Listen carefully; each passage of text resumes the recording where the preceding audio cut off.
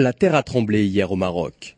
À 19h, une secousse de magnitude de 3,2 degrés sur l'échelle de Richter est survenue dans la région de Sidi Kassem. Des informations de ce type, l'Institut national de géophysique en recueille tous les jours. Ces rouleaux mesurent l'activité sismique du Maroc 24 heures sur 24. Le royaume, situé à la jonction entre les plaques eurasiatiques et africaines, est une zone à surveiller. Le Maroc est un pays à sismicité modérée, c'est-à-dire qu'on n'a pas des séismes très forts comme ceux de la Turquie ou du Japon. Cependant, il y a des séismes et de temps en temps, il y a des séismes qui peuvent être assez forts et causer des dégâts et des victimes. Mais quelles régions sont les plus exposées ? Les phénomènes sismiques se concentrent essentiellement près des zones montagneuses, mais pas seulement. Alors il y a d'abord la zone des Açores-Gibraltar dans l'Atlantique qui peut causer des séismes importants.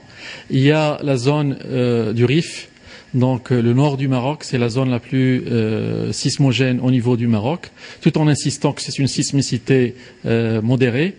Et il y a le Moyen Atlas et le Haut Atlas, donc avec la zone d'Agadir qui a donné lieu au séisme d'Agadir de 1960.